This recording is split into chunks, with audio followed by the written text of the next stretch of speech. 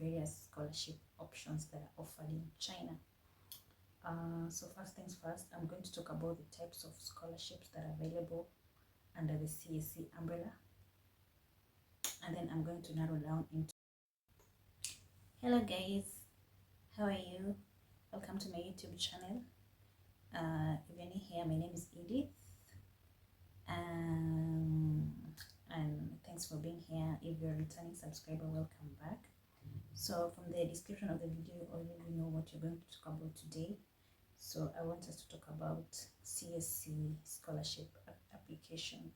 So CSC means Chinese Scholarship Council. So it is an institution in China that takes care of scholarships that are offered by the Chinese government. Yeah, so it is an agency that works in collaboration with the Ministry of Education in China to assist in identification of people that are going to be awarded the various scholarship options that are offered in China. So first things first, I'm going to talk about the types of scholarships that are available under the CSC umbrella, and then I'm going to narrow down into each one of them and tell you guys the one that I came with, and yeah, everything that I know. Maybe there are things that I may not know, but I'm going to ensure that I'm as comprehensive as possible. So I even wrote down a few things so that I don't forget. So if you see me looking down, just know I'm referring to my notes. Okay. So yeah, so first of all, let's talk about the types of scholarships that we have in China. So we have three types of scholarships. We have type A, type B, and type C. So the type C scholarship is for students that are already studying in China. If you're already enrolled in a program in China, maybe you came on self-sponsored and now you want to switch to the scholarship, or you want to apply for the scholarship, you can apply through the type C scholarship. Is available for you, but it is only after you've completed the first year of study. So you need to finish your first year of study, and then you can now apply for scholarship in your second year of study. Another scholarship type is type B. So this type of scholarship is basically the university scholarship. It is you apply to the university. So it is a scholarship. It is a university that recommends you to CSC. So it is more of a university. It is the university is not going to pay to sponsor for you. It is the CSC, but then the CSC uses the university to identify the people. So what you do, you apply to the school. Of course, you're going to apply to CSC as well, but it is the school that picks you and recommends your name to the CSC. So that is type B scholarship. And then we have type A scholarship, which is non-university scholarship. It is an agency scholarship. It is the one that I came with. It is called type A, and there are various agencies in China that offer scholarship, but it is done through the CSC. So it is the institution that is going to review your scholarship. For example, I came through MOFCOM. MOFCOM is the Ministry of Finance and Commerce, China. It is the Ministry of Finance and Commerce. It's just like the Ministry of Finance in all these other countries. And then let me read all the agencies, because I know about MOFCOM. Let me read all these other agencies that can offer scholarship in China. So we have the Great Wall Program. We have the European Union Program, which is only for students from the European Union countries. We have the ACAN University Network Program, which is mostly for Asian students. We have the Pacific Island Forum Program. We have the World Meteorological Organization Program, which has specific universities, and when you're only coming to study about things to do with meteorological, oh my god, my ancestors, please, yeah, things on weather, let me not say that word again. And then we have the Chinese Trade Union Silk Road Scholarship, which I think it is more of engineering, yeah, because of the road and all that. We have the MOFCOM Scholarship, the one that I came with, and then we have the Marine Scholarship of China. So all those have their specific requirements, that you need to meet for you to be able to, that are agency specific, like that are going to take care of that particular institution or agency. Yeah, they're going to choose you based on a certain criteria that you're supposed to meet. Maybe they're interested in, like for example, the road one, the Silk Road one. I told you about being in it. It's a construction something. I told you about the meteorological one. I told you about the this one, the European Union one, which only targets students from European Union country member states. Okay, yeah. So we have so for these scholarships, they are offered. So we have the undergraduate, we have the masters, and we have the PhD, and then we have something called general scholar, which I didn't know. I actually just, my friend, if I knew this, I think I would have come with this pathway. So please, you need to take advantage of this. Don't be like me. So we have the general scholar one. So apart from we have the undergraduate, the masters, the PhD, the general scholar, and the senior scholar. So for all those, there are age limits. For bachelors, you should not be above 25 years. For masters, you should not be above 35 years. And for PhD, you should not be above 40 years. For general scholar, you should not be above 45 years. And for senior scholar, you should not be above 50 years. Okay, so I think these three, first of all, are the most important ones. For undergraduate, you should not be above 25. For masters, you should not be above 35. For PhD, you should not be above 40. Okay, yes. So now let us look at the different programs or the different scholarship pathways that you can take and their different eligibilities. Okay, so first of all, let us talk about the bilateral program. So the bilateral program is the scholarship that is where the Chinese government is collaborating with your country and offering a certain specific number of scholarships annually. So that one, oh my god, my battery wants to, okay. So they collaborate with the government and they give out specific number of scholarships every year. So, like for example, in Kenya, there's an advert that was made. I'm Kenyan, guys. Hello, Kenyans. So there's an advert that came out that was saying that they only need 18. So the government, the Chinese government, was offering the Kenyan government only 18 scholarship slots. Yeah. So those ones you need to apply them through the institution in your country that does that, you know, the collaborations with the government, with the Chinese government, the CSC. Yeah, like for in Kenya, it is the Ministry of Education, State Department for Higher Education and Research, and they're the ones who made the advert inviting applications. For this, for this, you're going to apply for the scholarship through the CSC link, but you're as well going to submit your application through the ministry because they are the ones who are the link between you, because it is bilateral. So they are the ones who are going to submit your documents as well, that these are the people that submitted the application in your website. And so you print the application form after you've applied in the website. You're supposed to print that form and take it to the Ministry of Education. I'm talking about Kenya, guys. I know we also have the bilateral in all the countries, developing countries, that is. So you can find out if you come from a different country, the institution that you're supposed to submit. So you're going to take them there, and then you're going to wait. Okay. So you're going to do that for all the levels of education that if you're applying for undergraduate, if you're applying for masters, and you're also applying for the PhD. Okay. Yeah. So for this type of application, you don't really need to apply to the school. First of all, just apply it through the website. Identify the school, yes, the school that you want to go to. Identify it, and then you fill it when you are filling the application form.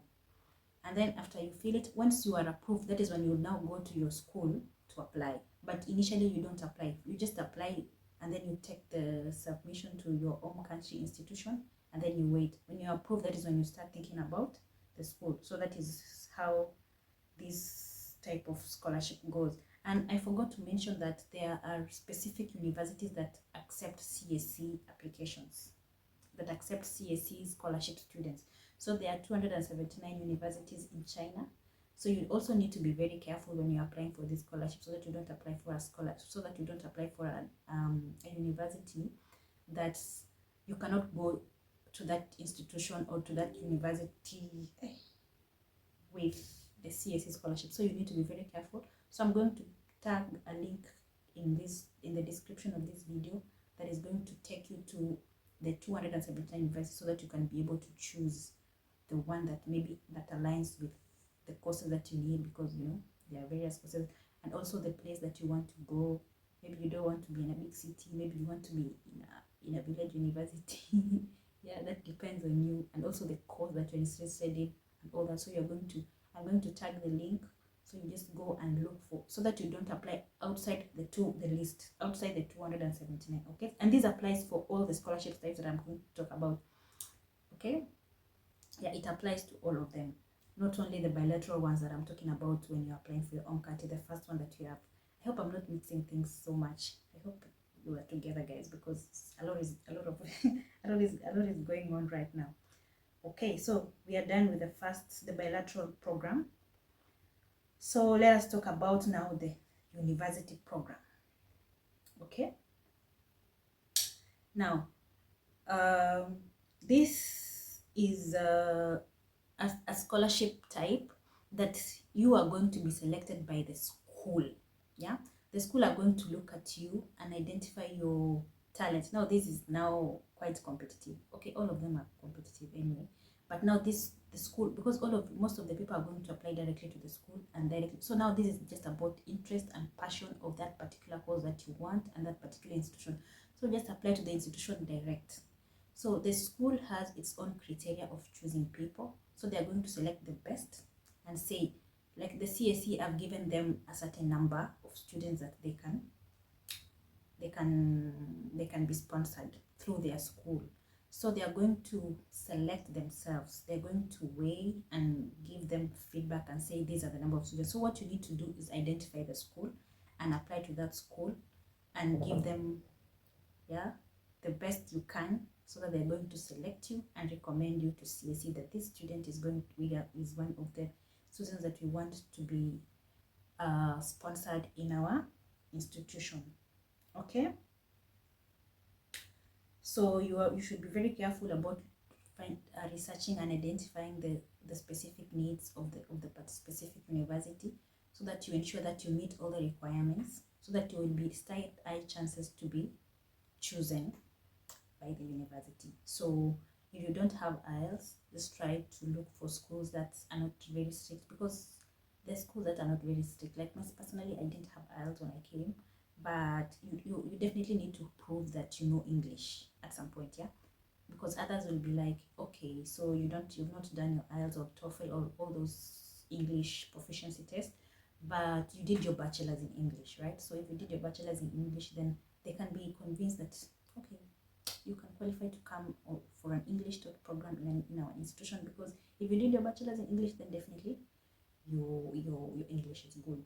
Yeah, so you need to be careful. But if you have IELTS, you can apply to any institution. Just look, because others are they'll be like, even they want you to a recommendation from the professor, so you need to go to that particular school and look for a professor, find their contact details and contact them, share with them your research plan, like what the research that you want, your research interest, which area you're interested in, and anything that you've ever done towards that. Yeah, so if the professor is convinced, then they're going to tell the school that this student has reached out to me, and they're going to write something for you which will help you, which will like help the school in deciding to choose you, to recommend you to the CSC. Okay, so just for this one reads a lot of research, because you really need to go and look for so much information about schools, yeah, and look for the schools that you stand high chances. Okay, yeah, so the period of application is mostly between January and March, but you need to be on the lookout, because at times maybe they close early or they, yeah, yes.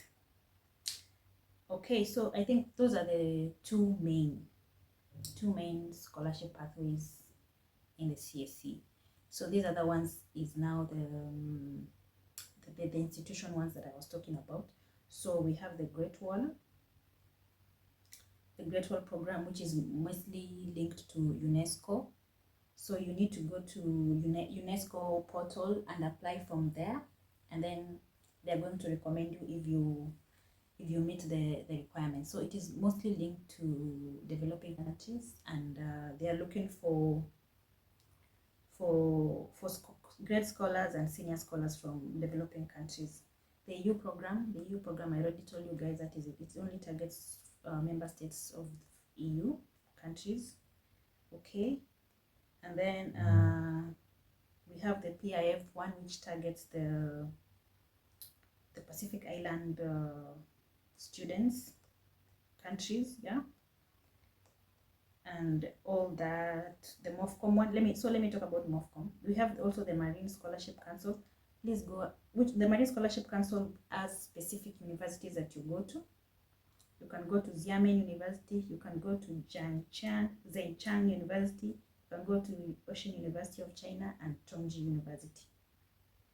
Okay, so you must be applying for a course that is relevant to marine field, the ocean and all those. Yeah, if you're interested in marine and all that. And actually, somebody told me that this field is quite, it's quite a thing right now. I mean, so if it is something that you're interested in, especially if you are just from high school and you want to apply for a bachelor's, of course, if you've already done your bachelor's and you just want a career progression thing, then it could be quite difficult. Maybe if you have a background that is related to this marine, but if you're not, then it's quite a challenge. Like myself, yeah, we don't have those chances anymore. We're just sticking to what we are already in and just be like, okay, yeah. But if you want to do your bachelor's, I think this is something that you need to consider. Okay, yeah. So I talked about the World Meteorological Organization program. It also has specific universities. So if this agency-specific universities, this agency-specific scholarships, at times they want you to go to a specific university. Yeah, like for the meteorological one, you need to go to Nanjing University of Information Science and Technology and Ohio University. So these are universities that offer things on hydrology, meteorology, water resource monitoring and management, and all that. Okay, so let me talk about the MOFCOM. So the MOFCOM one is the one that I came with. Okay, so MOFCOM one supports master's program and PhD program. So unfortunately for MOFCOM, you have, if it is a master's program, the minimum period that you should be here is 2 years. Because actually I was looking for a course that I can come. I wanted to come to be at least here for 1 year, but unfortunately for MOFCOM, it should be, for masters, it should be 2 to 3 years, and PhD is 3 years. Okay, and then MOFCOM scholarships are English taught. You cannot get a Chinese taught program. They are all English taught, and then you must be from a developing country. Yeah, so people who have gone ahead, like the USA and all that, maybe you're not eligible for this program. So they're only targeting developing countries because they want you to go back home and at least try and improve your country, And then you need to have at least 3 working experience, 3 years working experience. For this, it is basically for career progression, and it is mostly targeting public servants, but it is not restricted to public servants. As long as you have an history of working in a public space, of public service at any point, not necessarily that you are a public servant now. Maybe you've worked with international organizations, and all those things. If you have been an international civil servant before, so this is it. Because I told you the programs have different objectives, So for this, they want to help developing countries. They want to build capacity of public servants in developing countries because they believe that is how they're going to help the country grow. Okay, yeah. What else? So for this, English is a must. But for me, I didn't have English, guys. So I tried to look for a university. Actually, it is just by luck because I was like, let me just apply these things because I never know. I don't have English right now, but let me just try my luck. And I requested a letter from a university that proved that my bachelor's was English taught, and that was it. But some universities are really quite strict. They really want you to have done the IELTS, and you should have achieved 6.0, and if you're doing the TOEFL one, you should have achieved at least 80 and above. Okay, you should also be willing to promote the friendly exchanges and cooperation between the host country and China. So you should be able to promote the cooperation between your own country and China. So that one as well, you need to put it out in a study plan. So I'm going to talk about the study plan when we'll be talking about the requirements at the end. So study plan is one of them. So that is something that you really need to sprinkle in your study plan. Yeah, it's going to give you a better chance. So there's something called the agency number. So when you're applying for a scholarship, I have my form here, the form that I used to apply for my scholarship. So this Chinese scholarship form, CSC, I'm going to tag the link to the CSC application website where you're going to get this form that you're going to apply. So I think for everybody, like all these scholarship types, you just have to go to the website and apply for this form. But what makes a difference, what the CSC is going to identify that you're applying for this type of scholarship is the code and the agency number. Okay, so like for example mine, I don't know if you can see it, guys. So here, the agency number, we have the agency number and the agency name. Yeah, so we have various agents, so you need to research, because that is how it's going to distinguish the type of scholarship that you're applying. So MOFCOM, we have a different agency number. So for all the agencies, if you're applying for European Union, we have the agency. But if you're applying for the bilateral scholarships that I talk about, that I told you about, China giving it to countries, we have a code number for all the countries. Like for Kenya, it is 4041. Okay, so you need to go to the institution in your country that is dispatching those scholarships, or the link, if it is the Ministry of Education, or maybe for you guys you're doing the Embassy Direct. They are going to in the advertisement, they should give you the number, the agency code, because my friend, if you miss the code, they will not know the scholarship type that you're applying, and I think that will be the end of it. So you need to be very keen. If you're applying for the bilateral one, when you just click in your form, it just directly asks you the type of scholarship. If it is a bilateral scholarship, then the code, that means that is your country's code, because these are bilateral scholarships. And then if it is about the country, oh my god, I think I'll have to pause and try this first. Wow. So if it is about the country, if it is about the school, if you're applying through the school, the ones that I told you, they have a certain number of slots and you have to apply to the school so that they choose you and recommend you. There's also an agency code for the school. So when you're researching for the school that you want to go to, ensure that you ask. I'm sure there are contacts all over. Like even if for others, if you're supposed to talk to your professor, because I told you others, they want you to maybe talk to your professor, and especially if it is a PhD program, they really want you to engage with the professor, so that when you're coming here, you know somebody, you know the person who's going to supervise you in your research, mostly if it is research related. Yeah, so when you're talking to your supervisor, ask them about, when you're talking to that particular professor, ask them about the school code, so that when you go to CSC to apply, after they have approved you and now you need to go to CSC to apply, you should input the specific school code. So I told you in the bilateral ones, we have the country code that is going to be provided by your home country. And then we have the school code if you're applying for the school scholarships. And then we have the agency code if you're applying through the agency. These ones that I've listed, the MOFCOM and all that. Let me charge my laptop and then I come back, guys. Okay, so let's go ahead. So apparently it is getting really dark. As you can see, it's night. Yeah, so I hope it doesn't affect the quality of the video. I hope you guys can still see me well. So yeah, so there's something that I need to mention real quick before we proceed to now looking at this the kind of documents that you need to apply for the scholarship. So I wanted to talk about the Confucius Institute Scholarship. I'm not very familiar about it, but I decided let me just mention it because it might be helpful for somebody out there. So guys, mostly these Chinese undergraduate scholarships are offered in Chinese. So if you're interested to come to China to study undergraduate, then most people have seen the pathway that they use is applying for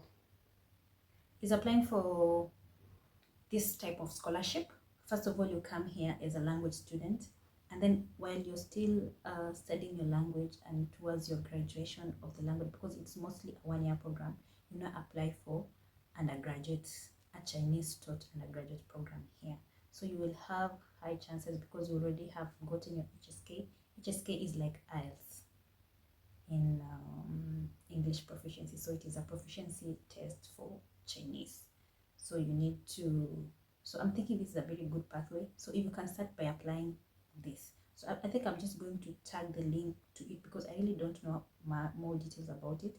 And it also has opportunities for, if you want to become a Chinese teacher in your home country or something, you can as well apply for a scholarship.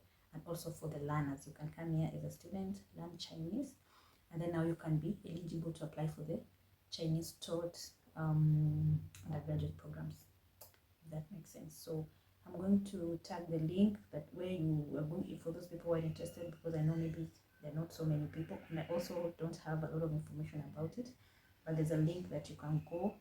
It has eligibility criteria.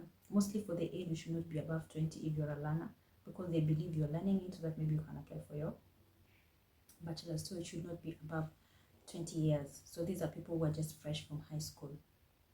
You just come here, do your language, and then now you can apply for your bachelor's, your Chinese taught bachelor's, which you will actually stand high chances, guys. You'll stand high chances of getting the undergraduate program that is Chinese taught.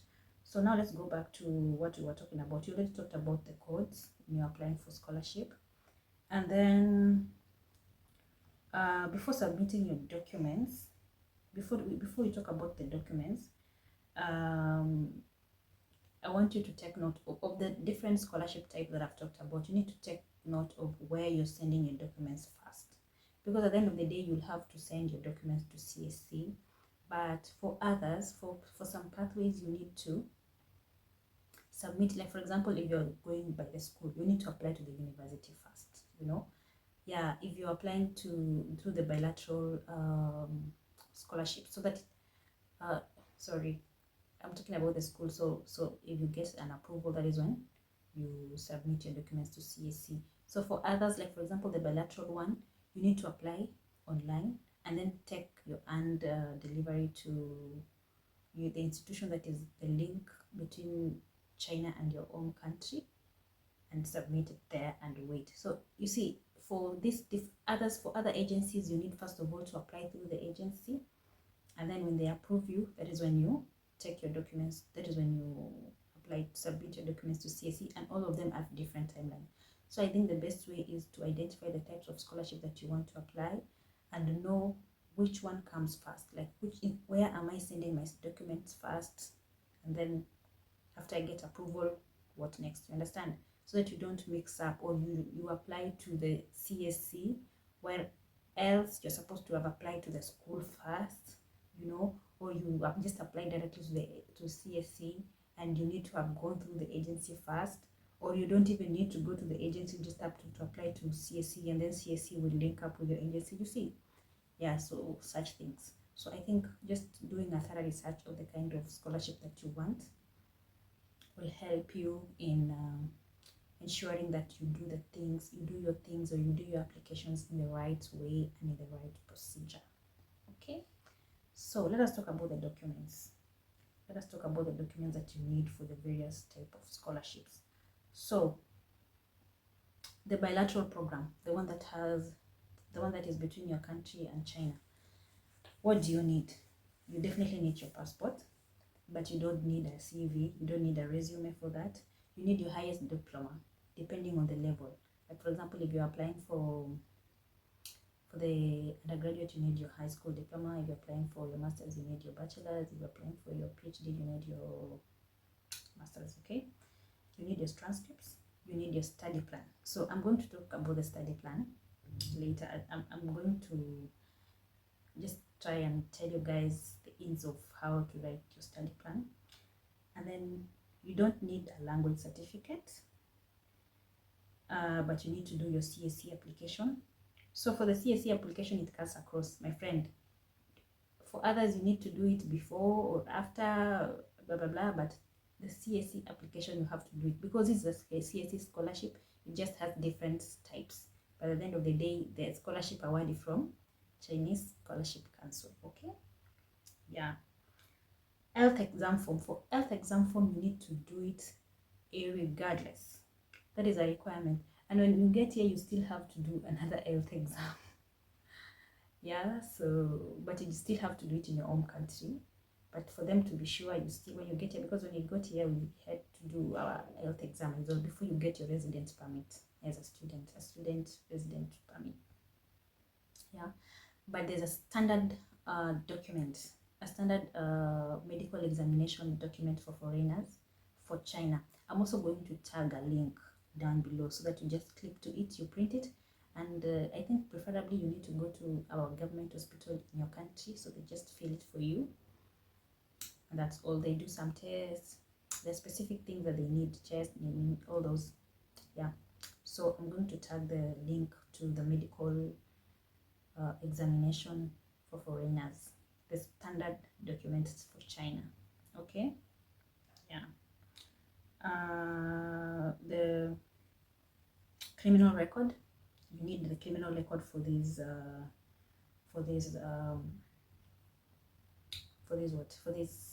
scholarship, bilateral scholarship. So non-criminal record is basically the police clearance. I don't know, so many countries have different names that they call these things.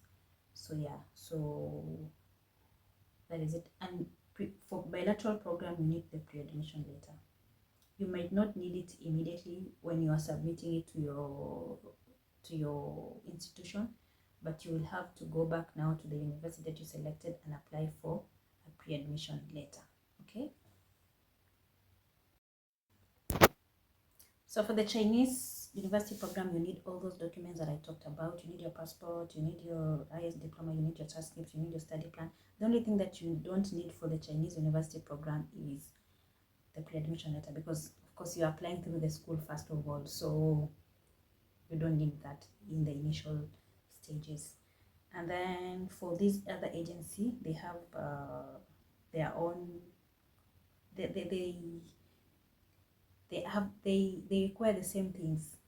Okay, they require the same things, only that for MOFCOM you don't need a pre-admission letter. Like personally, I didn't have to apply to the school. I just had to just put it in my form, and that was all.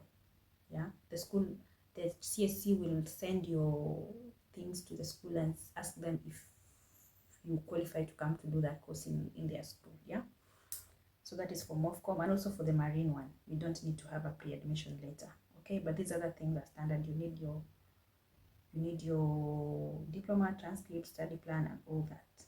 Okay, yeah. Then people ask, what are the scholarship benefits that you get? You're going to get all your tuition paid, and you're going to get a stipend. So when you're here, you don't need to worry about what you're going to hit. They're going to be giving you money for survival. Okay, so if you're an undergraduate program, they're going to give you 2,500 per month.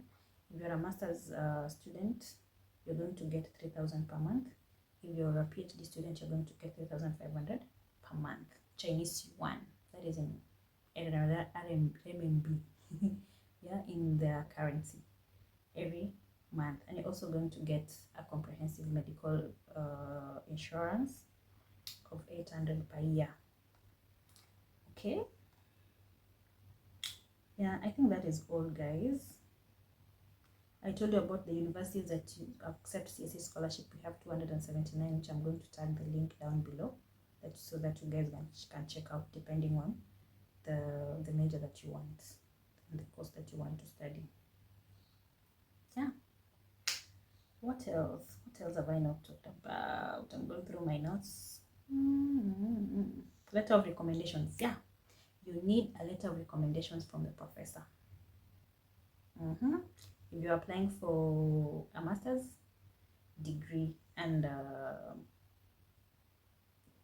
PhD, you need to go to your school where you did your bachelor's, and they're going to write for you a letter that is going to support your application. That you know, our professors write letters. So I think that is the most challenging, especially for Kenyans, because getting lecturers in Kenya is not easy. So I think that is the most challenging part.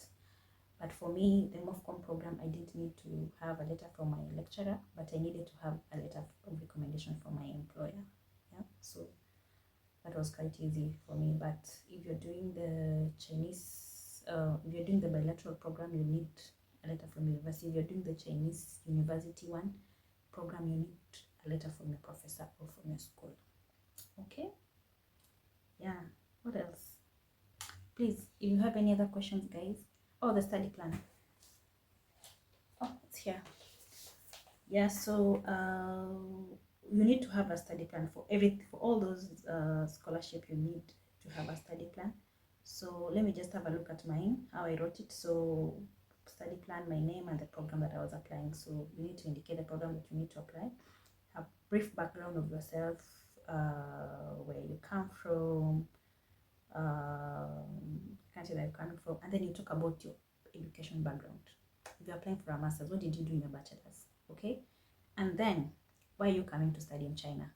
So as I told you guys, most of these programs are cultural exchange programs, and they want you to come here and learn about China and just take the good image out there to your own country. You know, that is the main aim of the scholarship, and also just have good cooperation between China and your own country. So you need to bring that out. You need to say that in your position. Yeah, I'm going to, you see, as a student, I'm going to learn about the Chinese culture. I'm so interested about learning the Chinese culture. You know, I want to know how, I'm so like, if you're an economic student, you need to say like China has really grown economically, and I know the case studies that I'm going to get from my studies here are going to help me get different perspectives and help me take my country to the next level. If you're a public servant, or if you're just somebody in a particular field, you know, just show how good China is and how you're going to learn so much about it. Talk about how you're so interested about their culture. Talk about you're even interested about their language and such things. That is the choice for coming to study. I mean, why China? Why didn't you go to UK? Why didn't you go to, you know what I mean? Yeah, and then you need to write your study plan in 3 phases. You need to talk about the preparatory phase, where you're applying for this scholarship. What are you doing back home that is going to make you ready to be here and study well? So you need to talk about just trying to learn some bit of Chinese, doing your online research, talking to students who have been here before, and just learning about the experiences and what to expect, so that you don't get a lot of culture shock.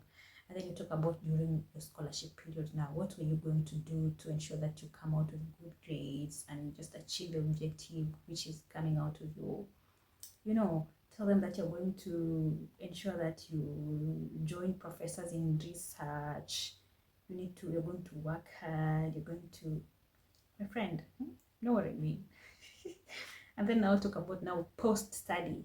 What is this degree that you're going to get here help you in your posts, like after you're done here? What are your plans? Yeah, you know, scholarships are given to people who have plans. Oh my god, just kidding. Yeah, just say that you're going to, how are you going to enhance, how is it going to help you enhance your skill, knowledge sharing, you know, and all that. So that's all for the study plan. So I think I don't have anything much to say, guys. Thank you so much for watching this video. If you like, if you liked it, give it a thumbs up, subscribe, and join this beautiful community. Thank you.